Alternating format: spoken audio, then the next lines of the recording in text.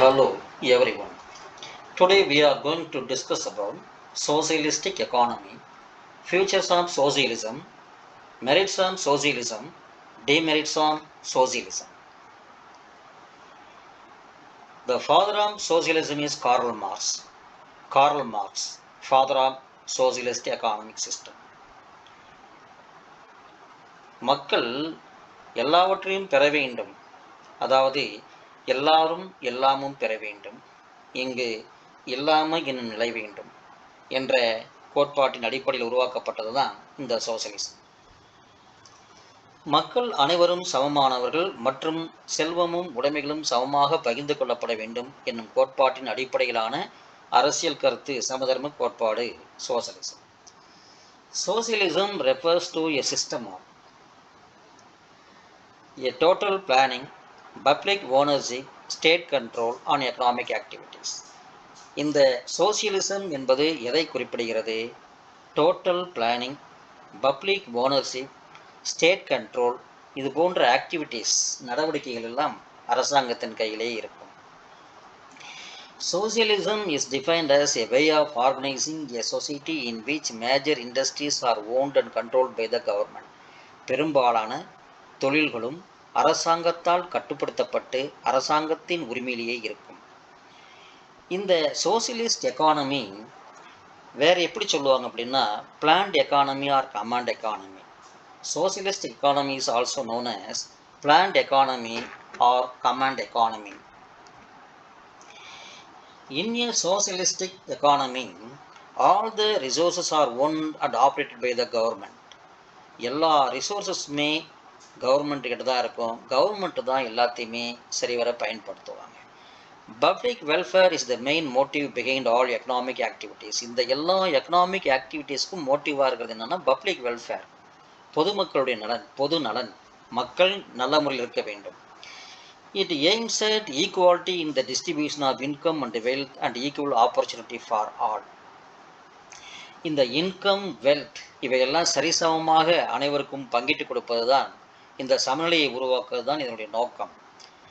Russia, China, Vietnam, Poland and Cuba are the examples of socialistic economies. இந்த socialist எக்கானமிஸ்க்கு உதாரணங்களாக இந்த நாடுகளில் நம்முடைய டெக்ஸ்ட் புக்கில் கொடுத்துருக்காங்க. Russia, China, Vietnam, Poland, Cuba என்று. இங்கு ரஷ்யாவும் போலந்தும் இப்போது இந்த சோசியலிஸ்டிக் எக்கானமிஸில் வருவதில்லை. 1989 ஜூன் 4 போலந்தில் சாலிடாரிட்டி யூனியன் என்ற ஒரு அமைப்பை லேக் வலேசா என்பவர் நடத்தி கொண்டிருந்தார். அவர்தான் கம்யூனிஸ்ட் ஆட்சிக்கு ஒரு முடிவு கொண்டு வந்தவர் போலந்து நாட்டில். அதனால் 1989 போலந்து நாட்டில் கம்யூனிசம் மறைந்துவிட்டது, அதாவது சோசியலிசம், சோசியலிஸ்ட் எக்கானமிக் சிஸ்டம் மறைந்துவிட்டது. இப்போது போலந்து ஒரு தாராள லிபரல் டெமோக்ரஸின்னு சொல்லுவாங்க, அந்த மாதிரி. ரஷ்யா பொறுத்த வரைக்கும் 1922 1991 வரைக்கும் union of Soviet socialist republic, யுஎஸ்எஸ்ஆர்னுடைய முக்கிய ஒரு பகுதியாக இருந்தது. அது கம்யூனிசத்தை அடிப்படையாக கொண்ட ஒரு நாடு.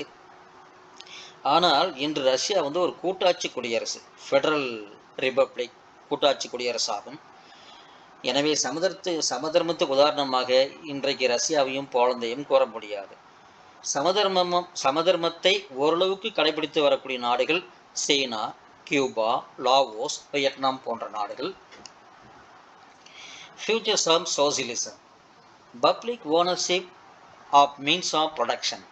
All resource are owned by the government. எல்லா வளங்களுக்குமே உரிமை யாருன்னா கவர்மெண்ட் தான். It means that all the factors of production are nationalized and managed by the public authority. நாட்டில் இருக்கக்கூடிய எல்லா ஃபேக்டர்ஸ் ஆஃப் ப்ரொடக்ஷனையும் கவர்மெண்ட் நேஷனலைஸ் பண்ணிடுவாங்க. பிறகு அவற்றை மேனேஜ் பண்ணுறதும் பப்ளிக் அத்தாரிட்டி, அதாவது கவர்மெண்ட் தான். Central planning. Planning is an integral part of socialistic economy. இந்த சோசியலிஸ்டிக் எக்கானமியினுடைய ஒரு இன்டெக்ரல் பார்ட் என்னன்னா planning. In this system, all decisions are undertaken by the Central Planning Authority. Central planning authority தான் எல்லா முடிவுகளையுமே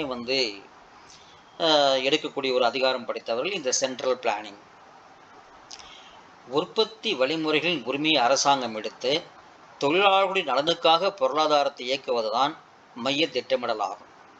எல்லா உற்பத்தி வழிமுறைகளையும் அரசாங்கங்கள் இருக்கும். தொழிலாளர்களுடைய நலனுக்காக பொருளாதாரத்தை இயக்குவது இதனுடைய நோக்கம். Maximum social benefit. Social welfare is the guiding principle behind all economic activities. Socialist எக்கானமியை பொறுத்தவரையில் சோசியல் வெல்ஃபேர் தான் முக்கியமானது. எப்படி ப்ராஃபிட் மோட்டிவ் வந்து ஒரு முக்கியமான நிலைமையாக இருந்ததோ இதில் கேபிட்டலிஸ்ட் எக்கானமியில், அது மாதிரி இங்கே வந்து சோசியல் வெல்ஃபேர் ஒரு guiding principle. Investments are planned in such a way what the benefits are distributed to the society at large. சமூகத்துக்கு நன்மை பயக்கக்கூடிய திட்டங்களை மட்டும்தான் அவர்கள் தீட்டுவார்கள். அதுக்காக தான் இன்வெஸ்ட்மெண்ட் எல்லாம் செய்யப்படும். நான் எக்ஸிஸ்டன்ஸ் ஆஃப் காம்படிஷன், அதாவது போட்டிகள் கிடையாது. Non existence of competition.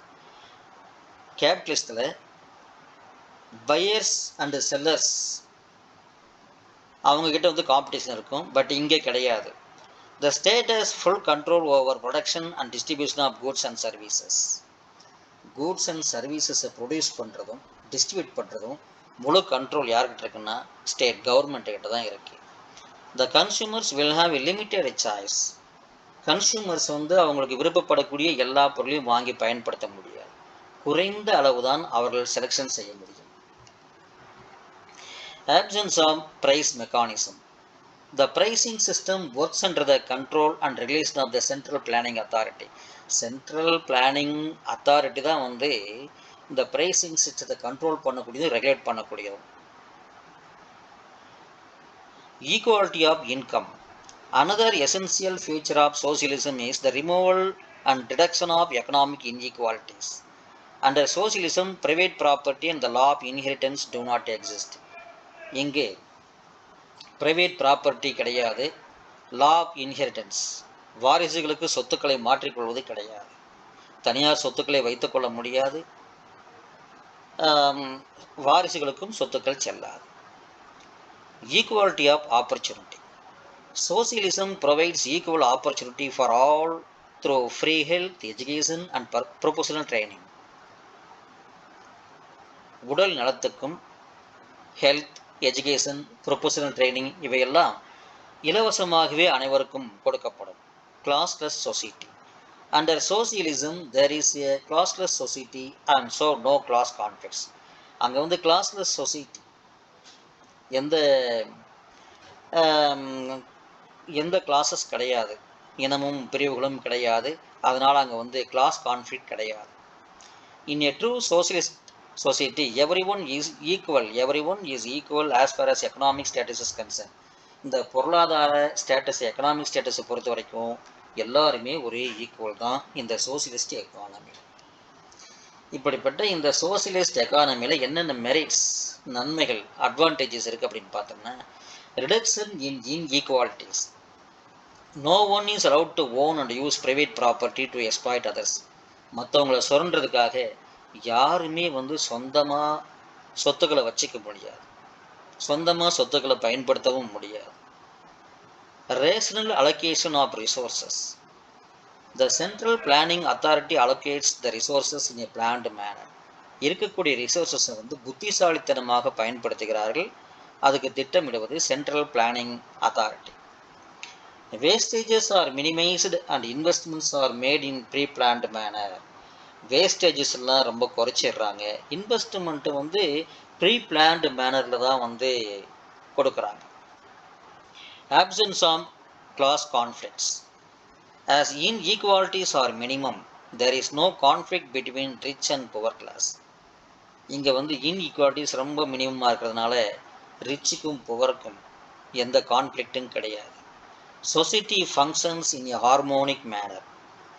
இந்த சமூகமானது ஒரு சுமூகமான சூழலில் செயல்படுகிறது. End of trade cycles. Planning authority takes control over production and distribution of goods and services. இந்த goods and services டிஸ்ட்ரிபியூட் பண்ணுறதும் ப்ரொடியூஸ் பண்ணுறதும் கவர்மெண்ட் தான், சென்ட்ரல் பிளானிங் அத்தாரிட்டி தான் வந்து பிளான் பண்ணுறாங்க.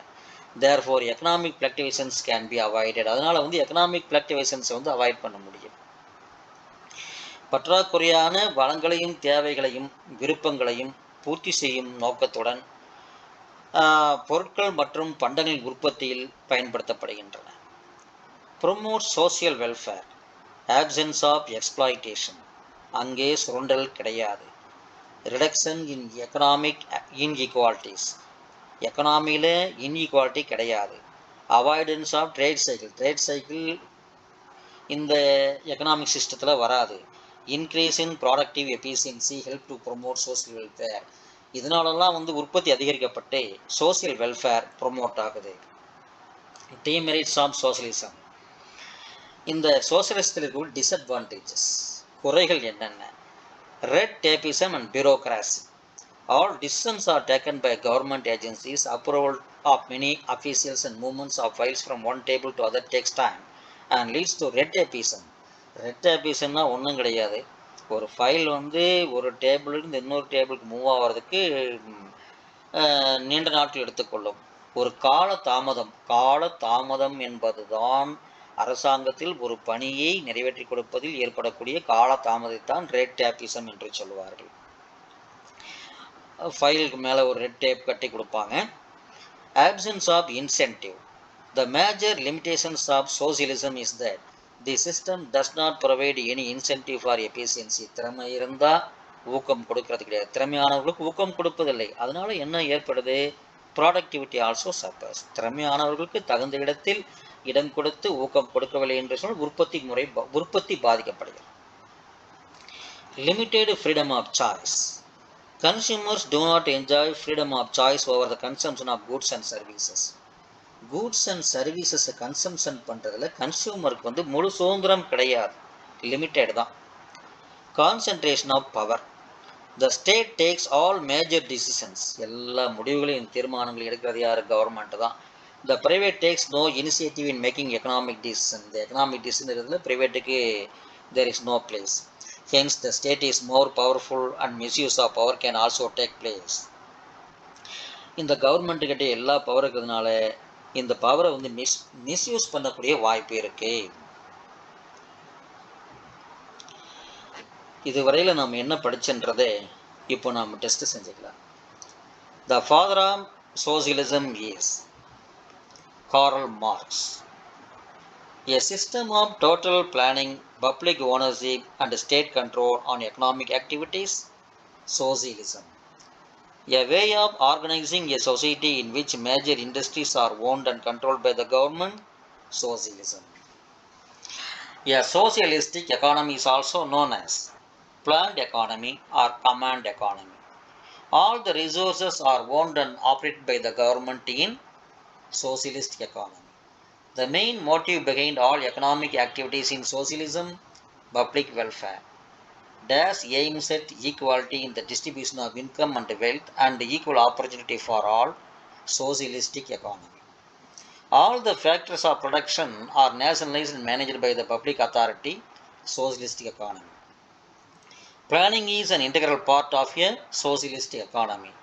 Provides equal opportunities for all through free health, education and professional training, socialism. Red tapeism is found in socialism. Thank you very much for your listening.